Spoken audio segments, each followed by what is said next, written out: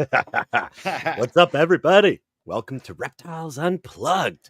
What's up? What's up? It's a good night. This is Adam from Beach Bum Xotics, one of the hosts of Reptiles Unplugged.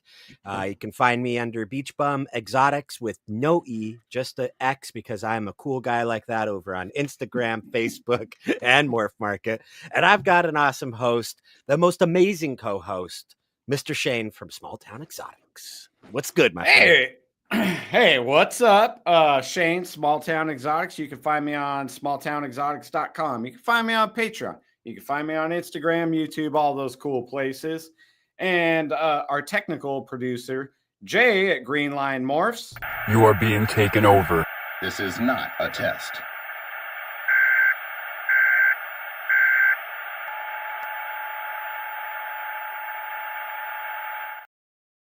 Dude, who was that? Was that the master? Was that the wizard himself?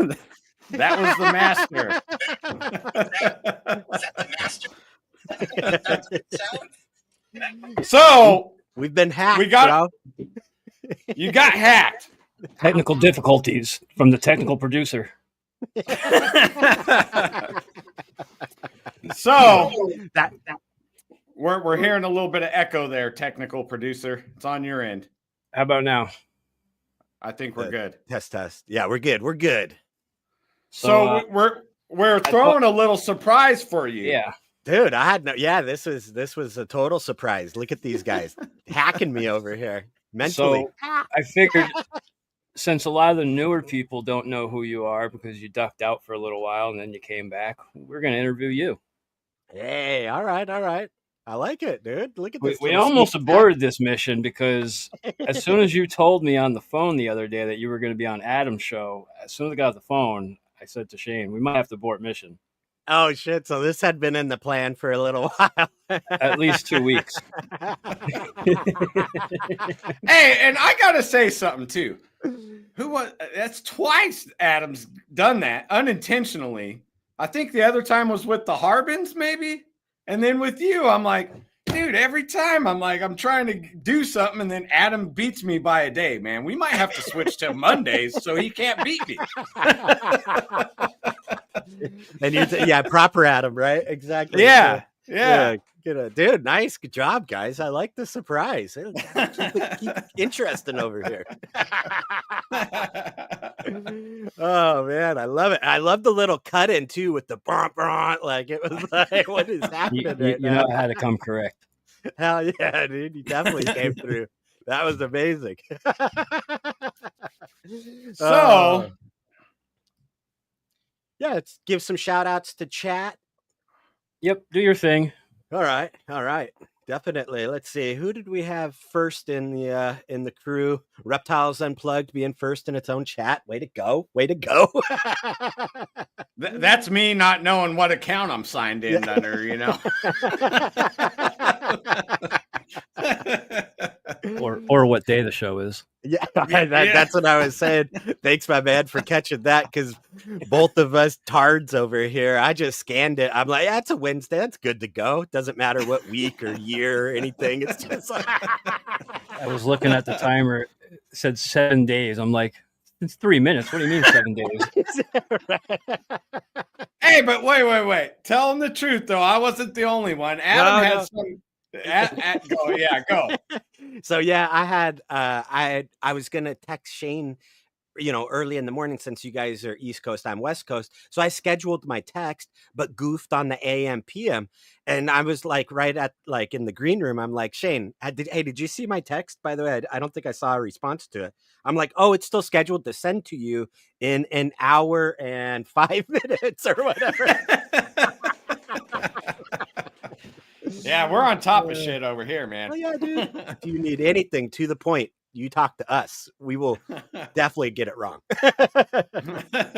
Oh, man. But what's up, chat, man? Got a lot of you in here. Thank you guys for showing up tonight. We always love having these little, in-between weeks, but I guess I'm being interviewed this week. So who do we got? We got Old Back Rack, Jessica, thank you. And then Jay, thank you, sir. Aurora Exotics, got them in the chat. What is this? Blaker's Pythons. What's up? Got Ashley, Graceful Pythons. Oh, your episode over on Fat Man was pretty awesome. Go check that out, y'all. Jim, Ectothermic. What's up, sir? And 319. Thank you guys. Man, love chat. Love you guys. All right. So I put Adam in the interviewee position. Yeah. That's All right. The tables have turned. I ain't driving. I'll let you guys drive. So I'll start it off. I want to know more about, where did your reptile beginnings start? So like an origin story kind of thing. Yeah. Yeah. So, like most of us, definitely had a desire to always kind of keep, some weird stuff that I was finding in the backyard or out in the bush while playing army with the buddies and stuff like that. And mom had pretty strict rules. She would allow things with legs in the house. If you didn't have legs, you weren't allowed in the house. Some leopard geckos, different skinks I would find, stuff like that. But because the forbidden fruit of snakes were taken, off the table, man, I always wanted one. That was like the one type of animal I always wanted. Makes you want it even more. Oh, 100%. Right. And, and I was a pretty good kid. I wouldn't, if my parents set some boundaries like that, I was pretty good at following them, and my dad being who he was, I could never sneak anything past that man. So I knew there was no hope of me sneaking animals inside the house. So I just kind of said, all right, cool deal. Fast forward till I'm making my own money, dating my wife, and we're moving around the country. We finally get reestablished in California. And I was telling her I really wanted a snake.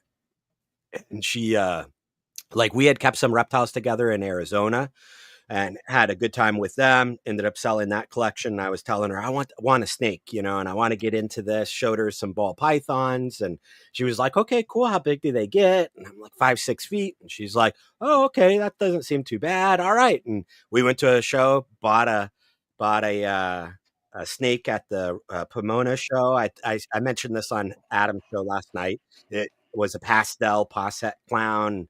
I was so stoked that I could maybe make clowns. I really wanted to make bumblebees, and that's where kind of the craze. Around what time, what year was this? So the ball python purchase was in 2012, I want to say. Yep, 2012. Yeah. And it took me about 4 years of kind of research to figure out, I got that first one, and then I started figuring out, okay, what do I want for my second one? And so you knew right off the bat you wanted to breed. I was so when we were in the show looking for the animal, that was a question that quite a few of the breeders were asking me when I was trying to select my animal, right? And I'm like, yeah, maybe, I'm pretty sure. But in my head, anytime I'm like, yeah, maybe, it's already yes. I just haven't figured out how I'm going to do it. So I just kind of say, yeah, maybe, But yeah, I kind of figured out I did want to breed them.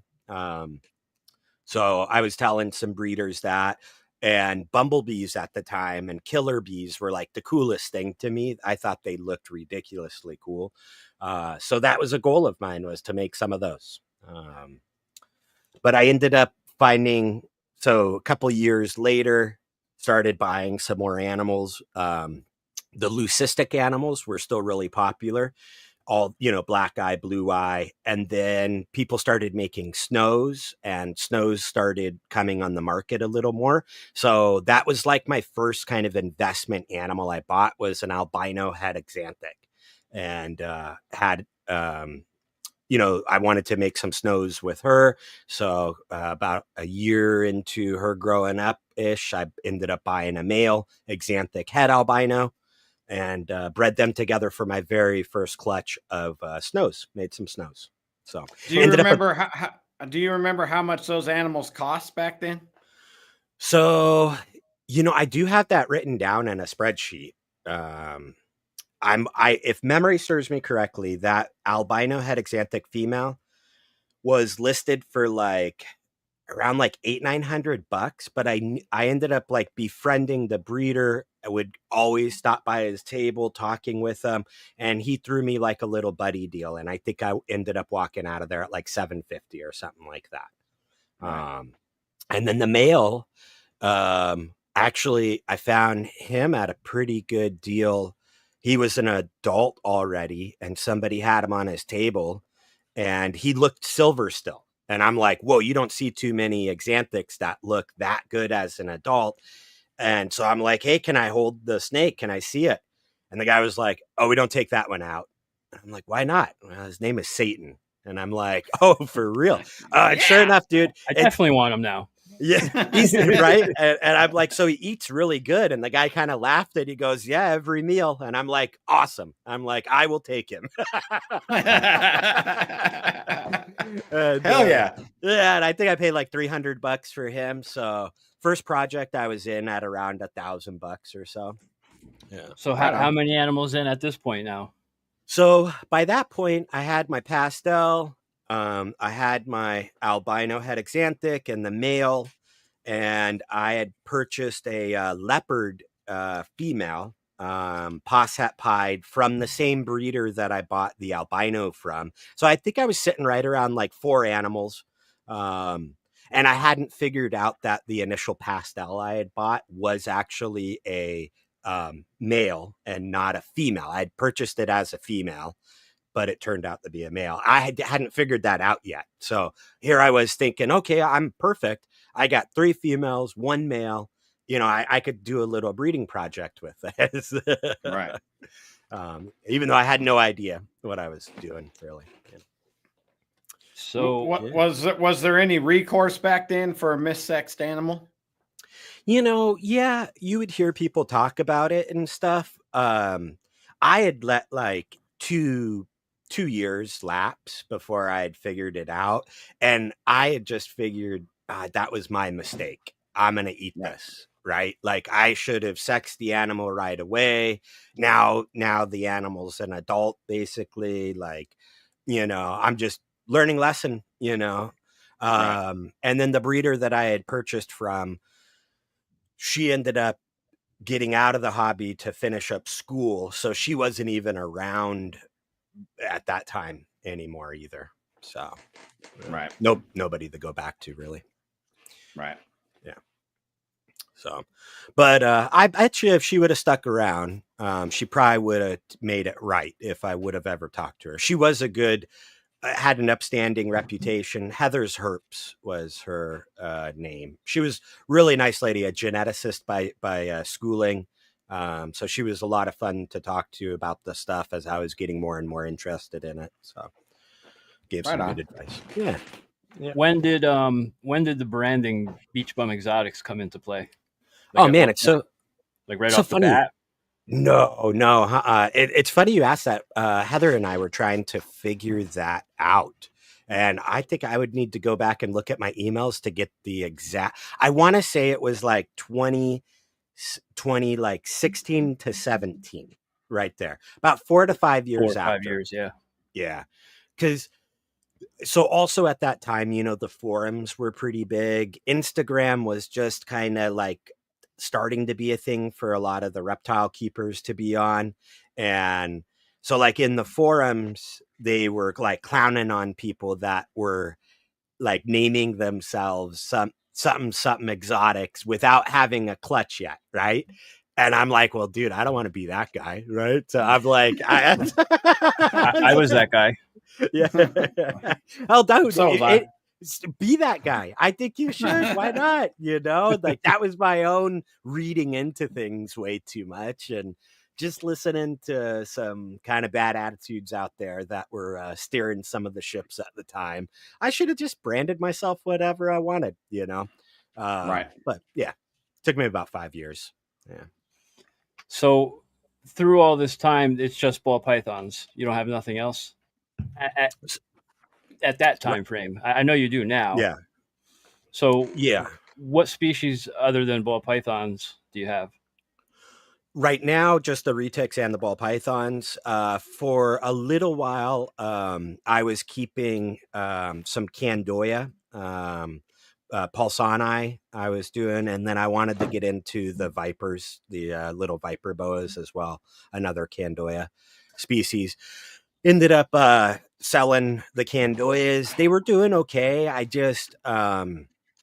was gonna breed them, and then I really started researching like getting them turned on as babies and kind of how much of a pain in the butt it can be.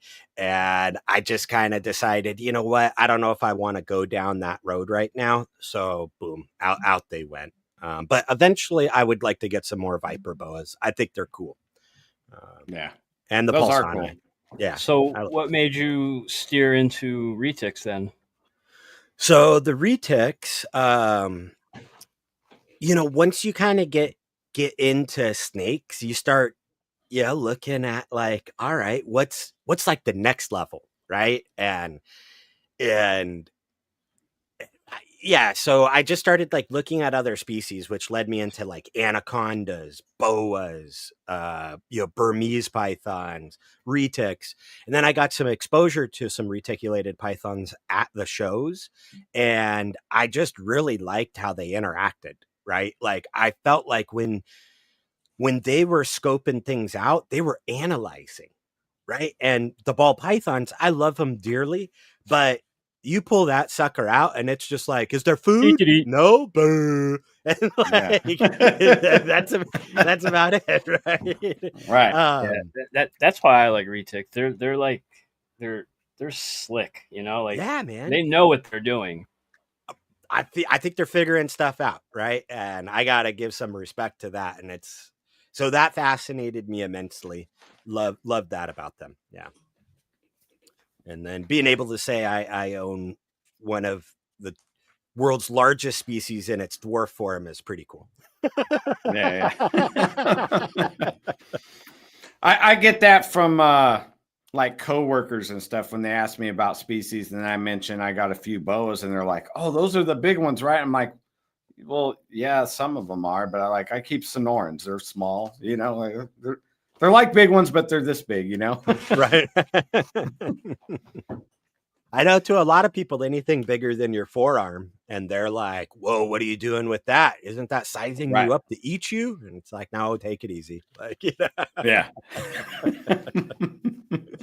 That's what I tell people about ball pythons. Like when they see an adult, they're like, "That thing's huge." I'm like, "Yeah, but it takes up like 1 square foot of whatever you put it in. Right. Like it's gonna stay wrapped up in a ball in the corner. Like very rarely are you gonna see it cruising around." Yeah, exactly. Yeah. Even in like the display style enclosures, you rarely just see them full body stretched out. Like, the retics, they'll hang out more like that. Yeah. Yeah. Yeah. And at nighttime, they're always cruising around looking for a way out.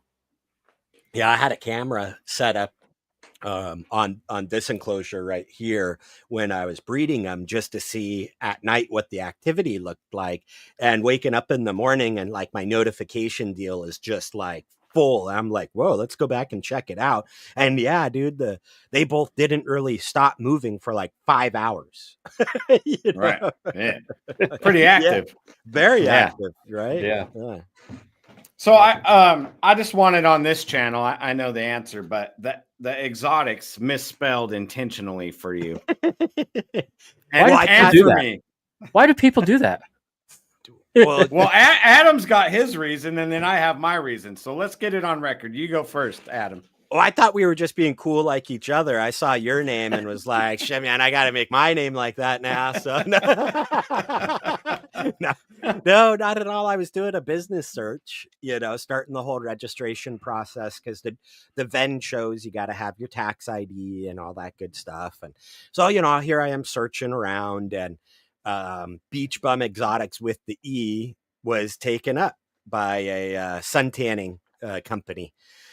So yeah, so then I'm like, well, I'll drop the E. Boom, available, done. It turned green. yeah, exactly. Marketing wise and all that, probably not the smartest strategy, but it's worked out okay. So I don't think it's gonna make a significant difference. Yeah. Exactly. So my story is kind of similar, but for the record, Adam misspelled his first. So I was registering my name everywhere through all the socials in like 2019. Remember, there was a social platform called MeWe. yes. Yeah. Okay, and like there was like this push on Facebook because like no more sales. I forget the reason why, but everyone was like, jump on MeWe. All the reptile people are going to be there. I went to sign up and it told me the word exotics was like basically a banned word. And then so I was like, oh, dude, if this is going to be a trend, I need to fix that now while I'm in my startup phase. So then I was like, oh, Adam's from Ventura. I'm from Ventura originally. I'm like, he does no E. All right, I'm dropping the E. Exotics it is. Boom, let's roll. And that's how it started for me. So I took inspiration from Adam down there, you know? Right on, man. I didn't know that. That's cool. Yeah, I like it. And then there's the cool aspect of not having the E there too. Like the younger crowd gets it, like Renegade. yeah. My dad's, he's like, every time he sees it, like my shirt or whatever, he's like, your shirt's misspelled. I'm like, haha, funny, Dad. Like, never gets old. Never gets old. So you've been around for over a decade. What have you seen the market, like the actual pricing of the snakes? Have you seen it go up and down a couple times at this point in your tenure? Yeah, for sure. I mean, when I got in 2012, I'm trying to remember pricing and I can't remember exact dollar amounts, right? But like single gene, like pastel clowns What's up, or Chris? whatever. Yo, what up, Chris?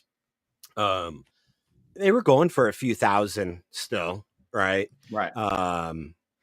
Albinos were still, if it had like an incomplete dominant trait in there, they were still, close to $1,000 kind of thing. If not, maybe a little over, depending on what was in there. So for sure, I have noticed the ebbs and flows of our market. I don't know if I've ever, like the COVID pricing when I was watching Morph Market, even though I was kind of away and not breeding, I would just jump in and kind of see what's up. That was insane pricing. I had never seen pricing spikes like bubbles like that, in all honesty. Yeah, that was pretty crazy. But yeah, I mean. So when our market ebbs and flows, does it have any correlation with like the normal world, or is it like morph based? Like what have you noticed over the years? I've noticed definitely a correlation between when the economy is doing strong and there's some extra money out there for people, then they start looking into pets, they start looking into hobbies more. So you see like kind of an influx of newer people, money kind of coming in. You also see just the people in it already investing a little more. And then, of course, right, when there's a new gene that breaks into the market, I think that helps. If it's an impactful gene, I think it helps quite a bit because it revives some of the base genes around it at the same time, because people want to see that new morph with the other stuff, right? And if something's cool, then you see a little bump up happen all the way around, right? But we haven't seen anything like I'll use banana for an example. When the banana coral glow hit the scene, that was pretty insane. And for me, that was probably the biggest morph I had seen drop on the market that day, to date when I was in it, was banana selling for like 55 G's or whatever. And then like 3 years later, all of a sudden them being worth like, I don't even know, like $1,500 or whatever.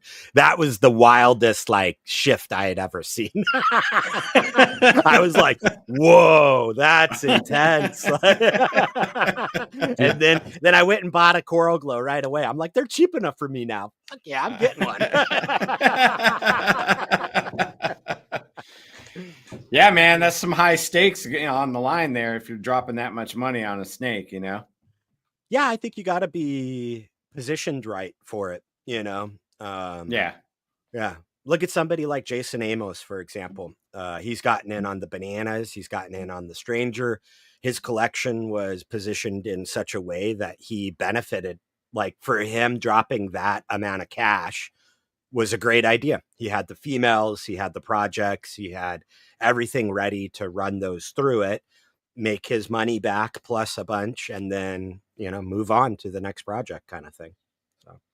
Yeah, that's what some newer people don't really realize. It's like you can't just go buy an expensive snake without having the foundation of some good females that are like grown up, proven, have other impactful genes, recessives, and you can go different directions with it,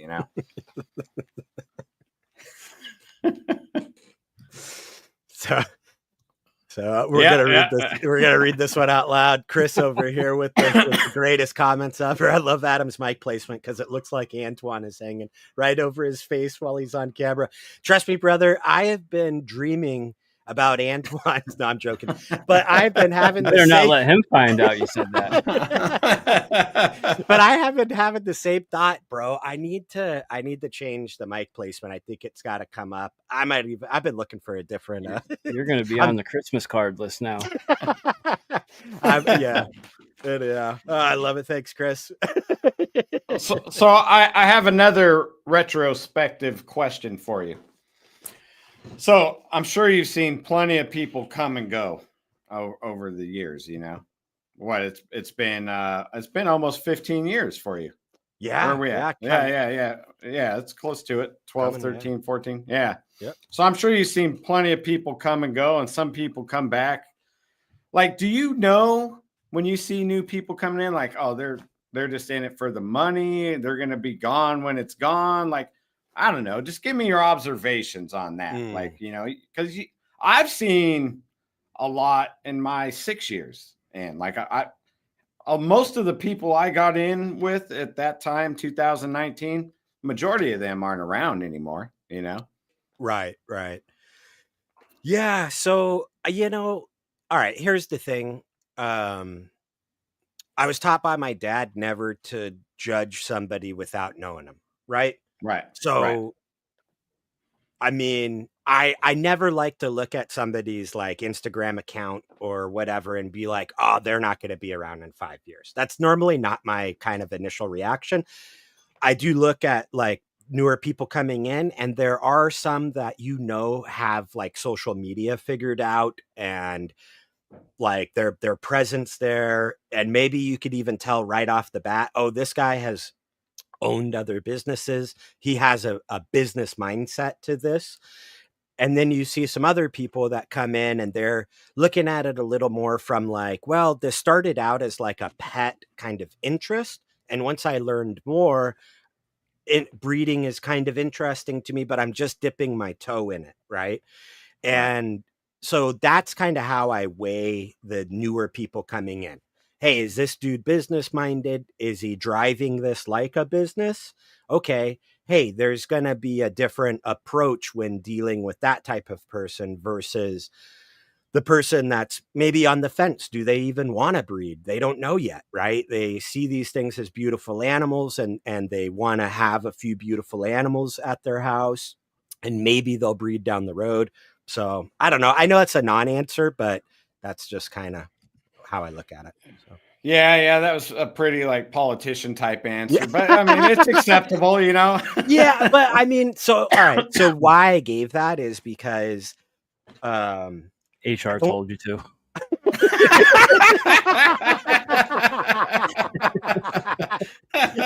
Paging HR, right? Well, it's because, dude, I saw some, and I won't mention any names, but I saw some people at the very beginning getting hated on and like, oh, they're never gonna last. And dude, they're still in it and producing awesome clutches to this day, right? But they were second guessed the entire time for whatever reason.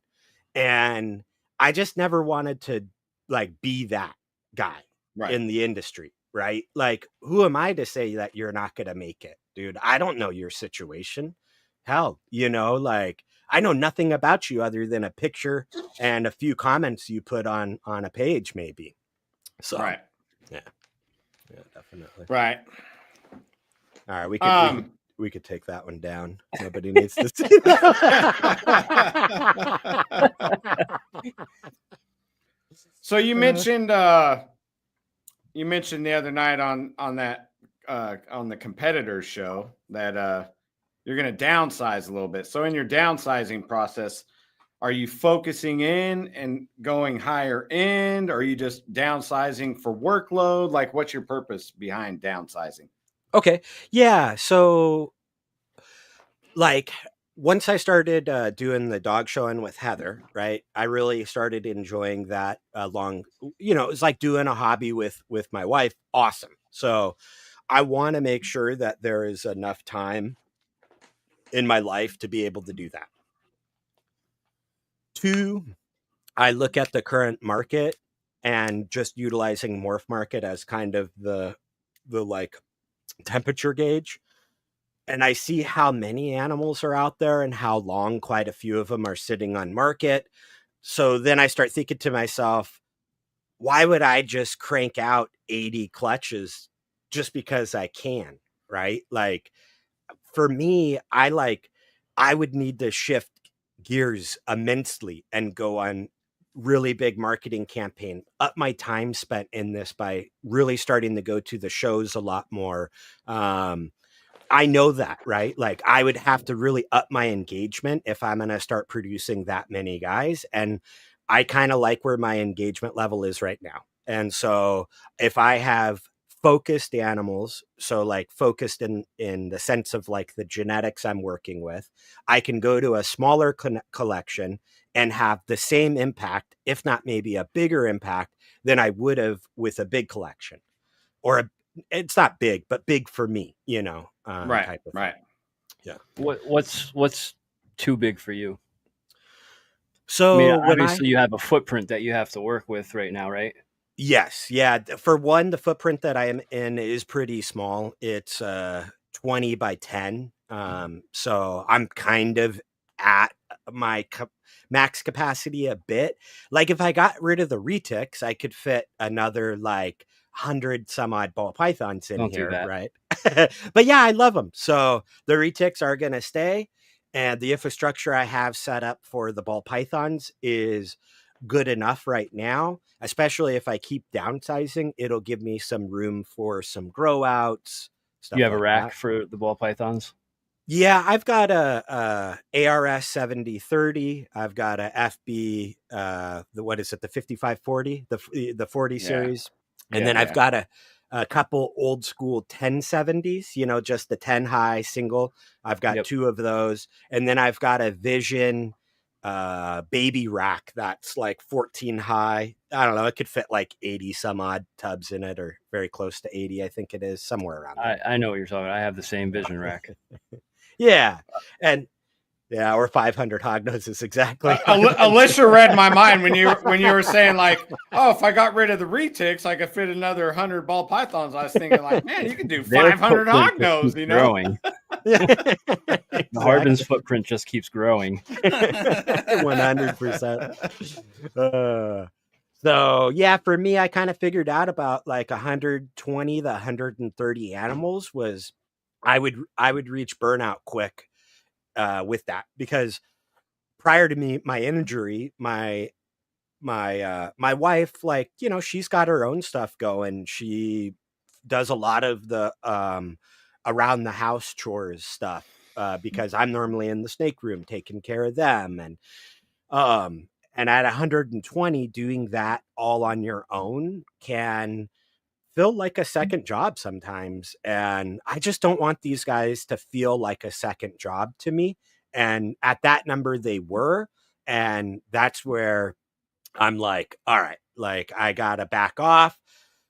That 80 number for adults is good, which will then allow me to expand up into that like 120, 30 range when I got babies, which isn't too big of a deal because I know that window is going to be shorter. Get rid of the babies, back down to 80 we go, and vice versa, Yeah, Yeah, and with the focus collection, like you're talking about, like puzzle and offshoots of that, I mean, like you'll have, like people will know to search you out. Like, oh, I'm looking for puzzle. Oh, Adam's got puzzle, you know? Yeah, right. And that was another, yeah, right. So I wanted to pick a lane. I didn't want to have like a collection that was 10 different recessives and spread all over the place and stuff like that. So right, I'm focusing on puzzle, desert ghost, and hypo, and then I'll probably bring in maybe a recessive or two down the line. Like Monarch has really been on the forefront for me, as far as if I want to bring in another recessive. That's probably the one that I'll pick next. I know some Monarch people. Who are those guys? Who are they? cool. Yeah, they're great. I acquired something from them recently. Yeah, man, I know. Yeah. I gotta talk to the Harbins here. We'll make it happen. We'll see what Alicia and Josh gotta say. Maybe they've got some good advice too. So Yeah. yeah. So over your time in the reptile industry, have you noticed like trends like, all right, it's like all incomplete dominant smashing, or it's like trending towards recessives? Do certain recessive combos come and go? Like you mentioned snow, that's not a project I see anybody working anymore. Like what kind of trends have you noticed? So it's funny. Like I think for the longest while, it's been all about recessives, right? And that's only compounded as the years have gone on. Like initially, it was like if you saw hypo with a clown, whoa, or on a pied, it was wow, mind blown, right? So anytime you were seeing the double recessives together, that was holy crap. And then maybe rarely would you see like a triple recessive. And so I think really the focus has been recessive heavy. Even today, it's all about triple, quad, quintuple. I'm not smart enough to go higher than that, whatever that is. I think it's sextuple. I think sextuple. There you go. Yeah. I think we get to use the sex word. But so I still think that is the kind of main drive is gene stacking. We haven't pulled that out of our ball python breeding mentality. It's just for the last half a decade, it's been recessive gene stacking. Prior to that, it was incomplete dominant gene stacking. Like how many can you shove in there and go? And then I'm starting to see though a trend right now that it doesn't matter on paper, or it's starting not to matter too much on paper what's in the animal, as long as that animal has like a wow factor to it, right? Right. And I think you're starting to see price reflections on that as well. Like you're seeing some animals that are just incomplete dominance, but like some super forms, which people should really start treating those like recessives, right? Right. Like a super pastel is homozygous for pastel, right? Like Right. it's so, people can start treating stuff like that, and you see it commanding a higher price, like some of the super OD black pastel, inchy stuff. So you've got an allelic plus a homozygous incomplete dominant. Like those animals are fetching a good price. Well, good, because that took just as much work to make like your desert ghost clown something or another. Right. And it's just not easily repeatable right off the bat either, so yeah, I think that's going to be kind of the next shift that we're going into is more purposeful, tailored breeding for aesthetics. It's not just gene stacking on paper. My animal is all of these genes, buy it for 10K. Right. Yeah, I've noticed that with it just in my own head here in my breeding. It's like the ones that I hatch that have the wow factor. That's the ones I'm happy to produce. They might not be the most genetically superior, but they're the most beautiful. I don't know if that's going on in the rest of the reptile community, but that's just what I noticed in my own little world that I live in over here. Yeah, man. red lights and everything going on over here, you know. But dude, totally. And like, so you do a lot of shows, right? I haven't vended a reptile show in quite a while. I think if I were to start vending reptile shows, that focus would become immediate to me. Producing animals that have that wow factor from 15 feet away, right? You want to stand out amongst the sea of ball pythons. And gene stacking doesn't typically do that. They all become white patternless snakes eventually, right? Or brown patternless snakes eventually. yeah, dirty socks. Like Sunset. Whoa, Jay, shots man. fired. Whoa, Jay. Shots fired. At least this time they're not at me. Yeah. Shout out to Keeper Kane. He's in the room. I'm wearing his shirt. Nice shirt. Good branding on that, Keeper Kane. Yeah, nice. Is Keeper Kane slacking on the back? So no. Nice. Good job, Are Keeper you Kane. Oh, look at that. Yeah, that's a good cool shirt. logo too. That's a cool logo. Are you going to get into doing shows, vending shows more? So I think this first year and a half, maybe 2 years back, I'm probably not going to vend. Maybe down the line I'll consider it. Now that will change if I produce a couple clutches of retic eggs. You better believe I'm going to be trying to get on that vendor list. So you know it. I hope to be producing the right amount of animals where I'm not going to need to vend. My online customer base, I'm hoping, will take care of sales like that. It's not that I don't like vending, and vending I think is extremely necessary to bring new people into the hobby. These shows I think are a gateway into the hobby for quite a few people. So it's not that I don't want to do it. It's just, it's a lot of work, man. And I'm trying to ride that line of not burning out and doing all of this, the right way. I love that it's a lot of work. Yeah, well, you're a crazy man. Makes it worth it. You are the grind. Yeah. That brings up a good question. So you started paying attention and getting in around 2012. So you've seen sales shift to more of an online focus over your time, I'd imagine, right? Oh man, yeah, big time. 2012, 13, 14, those times, you could, king snake, fauna, you had ways of purchasing online, but it was a lot of email correspondence. Cameras at that time sucked. So it's what am I truthfully seeing here? I don't really know. So you waited for the shows. You really did. Especially for me, especially I did, because I wanted to see that animal in person.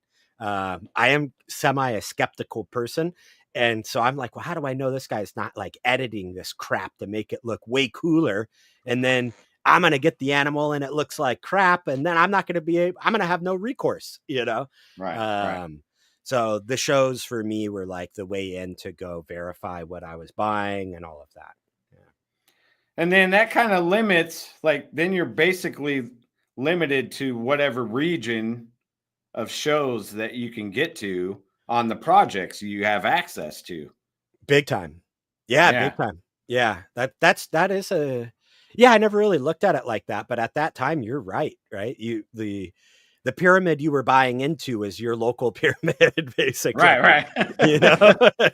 The same money pool and the same genetic pool. Yeah. That is very, very true. So yeah, I just never really looked at it like that, but now that I kind of look back on it, that is very true. Right away though, I was on social media talking with Ozzy, Justin, even Sean Bradley.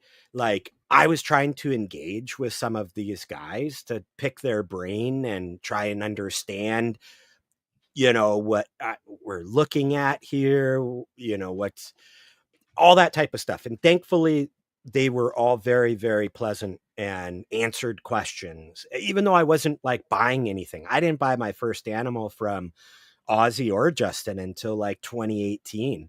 Right. But they had spent several years with me asking questions here, saying, hey, at a show, because I would also fly out to shows, like I did Tinley and I did some other shows, because I did recognize that like networking and getting yourself known was extremely important, right? Right. Yeah. So Yeah. now that social media is around, you just do it that way. So yeah, I've just been doing online stuff through Instagram. For a while, Instagram was where I was selling like a majority of my snakes. Then Morph Market came around, and Morph Market's been pretty good to me. Still, I would have to say probably more engagement still comes through Instagram about questions. When I am posting more regularly, the Instagram does a little better for me. Yeah. Do you just go to shows, or you just don't even Yep. go at all? Yeah, no, I started going to the Pomona show again, and then I hurt myself with the Achilles tendon, and that put me out for the June show, and it'll put me out for the rest of the year. But come next year, I'd like to. Well, actually, I might be going to what is it? The AARPE. Did I do that right? Yeah. Okay. Yeah, you're good. It's almost easier to just say all American, like, for real, right? Yeah. Where's the R and the E? That's it in my head. I'm like, so yeah, the All American Reptile and Plant Expo. I'm going to be going to the Scottsdale one. That's my next one that I'm going to try and go to. I'm going to pull the trailer out there and make a little like vacation out of it. And then I want to in January be at the Pomona show, the Super Show. So yeah, I plan on visiting. I want to go to Daytona, Arlington, and Tinley in 2026. That's my goal. Don't forget about Southeast. Oh yeah, Atlanta. Southeast. Right. Oh wait, I have to go to that one. I've been that one too. I got to go to that one then. So 4 shows. Yeah, I got to go to at least 4 shows in 2026. So. Yeah, that one's like Tinley South. You got to go to that one. And they're doing the whole breeder showcase. Yeah, dude. Yeah. Which I don't know. You guys know what I'm talking about, right? The breeder showcase thingy that they're doing over there, like kind of like a dog show, a confirmation show, but for snakes, man. I'm interested to see how that pans out. Me too. I love the idea. I love that they're putting this on the ground right now. And I think it's gonna do great things for the hobby. I think it'll add a layer of competition. Yeah, which is I great. like that. Another achievement. Yes, exactly. Another goal for people. Another goal, 100%. Right. So I'm excited to see how they do it. Dude, I got to pick out a snake to enter. Yeah. Right. Exactly, dude. Dude, you got to get on that Desert Ghost, G-Stripe, Clown, Hayabusa. Man, I don't know. Well, with what I got right now, man, I'd probably throw a Krypton in there. I don't know what the categories are though. I think I don't know. I need to look into that. I think there is best recessive. So there's best overall snake, which is like best in show, basically, right? Right. And then I think there's best recessive, best incomplete dominant. And then they had, I think, 4 or 5 categories, and I can't remember what the other 2 are. Yeah. I'm gonna have to look into that, and then I'll go and plan something. I got at least enter. Yeah, dude, you got it. I mean, for sure. Yeah, because I think it's limited to vendors of the show, so I gotta, participate. That idea is gonna bleed into Instagram, and somebody's gonna launch a contest like that on Instagram. Oh, that'd be good. I think so. Instagram would be a fun kind of way to do it, and maybe even do some lives where you have the judge panels talking and doing some, evaluation or so. I don't know. Yeah, I think there's a lot of room. All ESPN. Totally, dude. That would be sick, right? I think we'd be like ESPN 2 or 3 though, like one of the lower ESPN. Yeah. Oh, easily. Yeah. The one where they have like competitive hacky sack and stuff. That ESPN, Hey, I used to hacky sack, man. That shit's cool. I know. So did I. Dude, Dude, the heck? I'm badass at hacky sack, dude.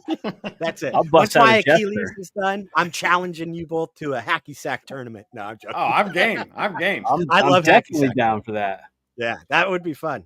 When we meet up, I'll bring my sack to go along with the mic. I'll over bring the my ring. sack too.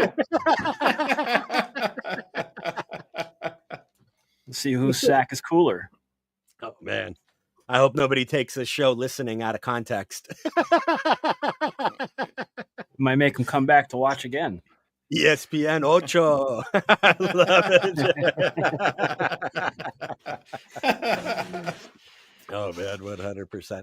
But I think it's a great idea, so I'm all for it. So I'm supporting that breeder showcase movement type of thing. Got to talk with Leviathan and maybe get him on the show so he could kind of go over that. I think that would be kind of a cool episode. Yeah. Kind of run once they have. I know they're still, I think they're still figuring out some details. I think or whatever, but.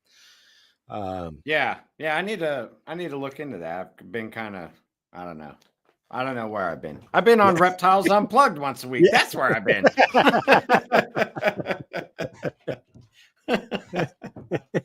There goes the other Achilles. Exactly, Josh. What's your recovery time left on that? Oh man, so I've got another week-ish time frame with no weight on it, and then I've got about 4 to 6 weeks of me slowly putting weight back on it while the heel is in a boot in like a high heel position, and each week it'll get dropped into like a flatter and flatter position. Yeah. So depending on how quick I can kind of go through that series of step downs, it might be 4 weeks or 6 weeks. And then once I can actually place weight on it, Doc said that I'll be able to like walk pretty normally, but like no jumping, none of that type of crap.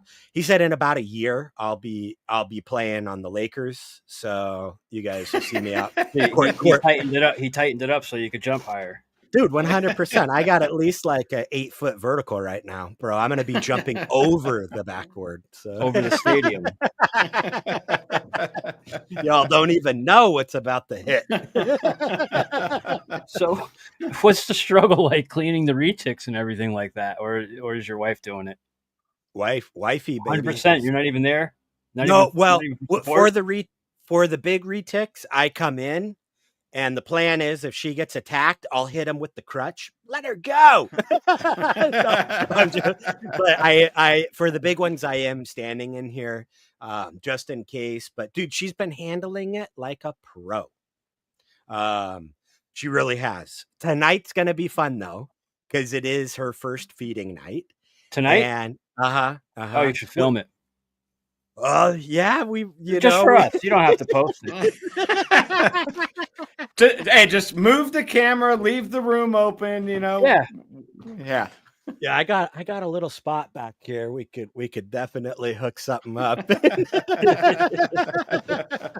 But yeah, so and we're feeding live tonight. Because I have like half the collection on Frozen Thawed and half on live. Like my breeders, that people that are actively breeding that year, I put them on live, and that way I'm just consistently getting them, nutrients and all that. And then my grow ups are actually on Frozen Thawed. I would prefer them to, and then anybody that's on Frozen Thawed during the live night, if one of the ones that eat live don't take it, boom, they, then it goes to one of the others, kind of thing. So. Right. Yeah. All right. Well, I want to get a prediction out of you. I know you kind of brushed on it earlier, but before we jump off, so where do you see the ball python market heading to over the next like 5 years? Okay. Like market money wise, I think if economically our country continues to do pretty good and is on an upward trajectory, I think that we will see a stabilization in the pricing of the market for the ball python specifically. And then 5-year prediction for like the meta. I think it's going to be aesthetically beautiful snakes taking the prize money. I don't think it's going to be the most genetically impactful snake that's going to maybe be fetching the highest. And then I think Scrambler, or actually either Scrambler or Tornado, they're kind of 50-50 for me, is going to be one of the bigger recessive genes.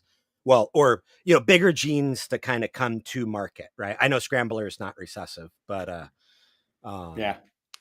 I think the Super Scrambler is where it's at there. Yeah, I agree with you on all fronts. And Scrambler, I think, is going to be one of those genes, kind of like how Orange Dream is, man. Like it just makes everything better. So yeah. The allelics and everything. Yeah.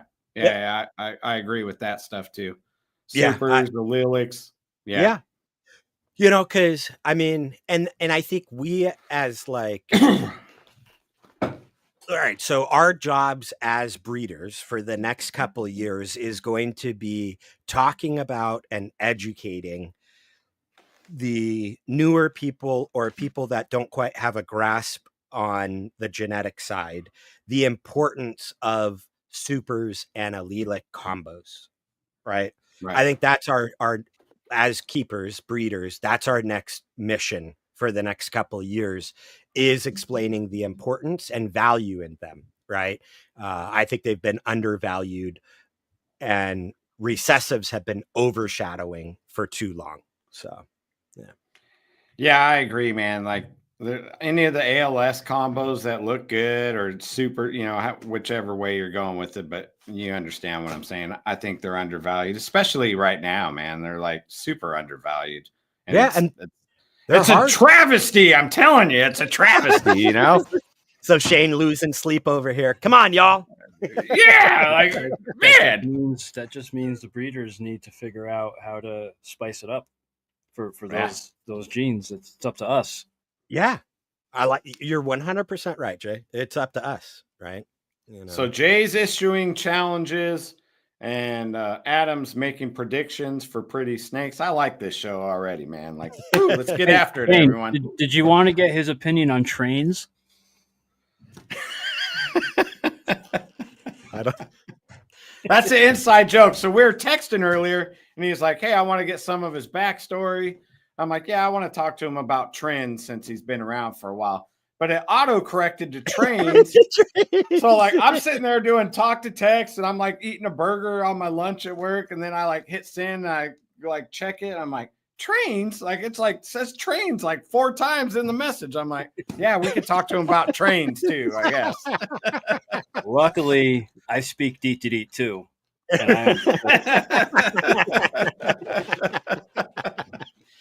But I was in the military, so you learn deet real quick in the military. Oh man, for sure. Hey, good to see you all too, John. Yeah. And I seen your comment earlier about Bakersfield's heating up, and I'm just glad to be in Tennessee, brother. Oh, is John out in Bakersfield area? He's in the Central Valley. I don't think he's in Bakersfield. He was up north. He was kind of up there by the Fresno cruise somewhere. Oh, I gotcha. Yeah, man. Central Valley towards Baker and all that's on fire right now. Basically, it's getting hot. Yeah. Yep. Well, cool. So I think we've done good interviewing Adam. We were trying to be excellent. I appreciate that. So like here was the basis behind it. So Jake came up with the idea, and I was like, that's a great idea. We'll ambush him, make a promo, do all this stuff. And I was like, dude, I don't think Adam's ever really been interviewed anywhere. Like, not to my knowledge. So I was like, we could be the first one. Then damn proper Adam gets you the day before. Man. It's funny. When we were talking, I think we were FaceTiming. Over the weekend. I was trying to like make sure my face didn't, like. Nah, you didn't give nothing away. You didn't give nothing away. Yeah. You did very good. Very good, my friend. Shane passes the OPSEC test. Operational security. Yeah, man. So, Adam, you're back in charge. You're the one that usually does the announcing of next guest. So who do we got on back next? To the bottom. All right. All right. Woo, now I feel much better. On top. No, I'm joking. I kept it warm for you. I farted a couple times. That's why it's warm. Yeah, you son of a. Oh man. So, all right, next show is going to be an awesome one. He's a good time, a long time, and a good time, but a long time friend, Mr. Randy from Dark Cloud. It's going to be an amazing show. Randy's got amazing puzzle stock, awesome clowns, just awesome animals in general. He's been in the industry way longer than I have. So he's, I don't know, probably, we'll have to find out exactly on next week's show, but at least close to 20 years in the industry. He breeds amazing stuff. He's a hoot. He's always doing something crazy. So you tune in next week. You never know what you're going to get with Randy. He could be naked on our show. The guy shows up in all crazy stuff. You never know. You never know. Yeah. You don't know. And for those of you that don't know Randy, he's sitting on a whole bunch of puzzle stuff. Like, I don't think he shows it off enough. Oh no, he's got a bunch. Yeah, Randy is like kind of like a sleeper, sort of. So if you know, you know. But if you don't know, you don't know. You know. Following. He was one of the first accounts I started following when I started. Ah, right on. And he's a great guy too, right? He does so much for the people in the industry. Like, he's helped out countless people. Him and I have done some collabs with each other. He's stand up in that arena as well. So he'll have a lot of knowledge. He's not afraid to say what's on his mind. So we should get some maybe even spicy topics. He's a great dude. So tune in, y'all, next week. Yeah. Yep. All right. Hey, thanks you guys for interviewing me, man. That was a lot of fun. The surprise was great. I did not expect it. So you guys did a great job. I appreciate it. Well, let me ask you something. What did you think was going on when the little clip played? And then I popped up on the screen. Did you even notice that? I did. Yeah, I saw you pop into the green room, right? And then I'm kind of like, all right. I said to Shane, I said, he's going to be so confused. He's not going to know what to do. Yeah. At first I was kind of like, okay, cool promo. All right. Is Jay going to pop in and like, you've been hacked and do like a segment? I thought it was like a segment piece that was about to take place. And then when you guys were like, no, we're going to interview, I was like, oh shit. Yeah. But we got stuck with proper Adam's sloppy seconds. I was like, Adam's getting a lot of screen time now. Right? Yeah. Oh man, too funny, man. Mission complete. Mission complete. You guys did excellent. And thank you everybody in chat for showing up, having a good conversation tonight. So we do appreciate that as always. And we're a couple minutes past the hour. I know on these weekends, we try and keep it very, very close to the hour mark to be respectful of everybody's time. So again, thank you for showing up, watching us. Throw us a like. If you're listening to us on one of our audio only platforms, write us a little comment. Tell us we suck. I don't know, something. Just give us any feedback you want. It helps out big time. We would appreciate it. And we love everybody that showed up live to support us. Y'all have a great evening, and we will see you next week at 8 p.m. Eastern. Later.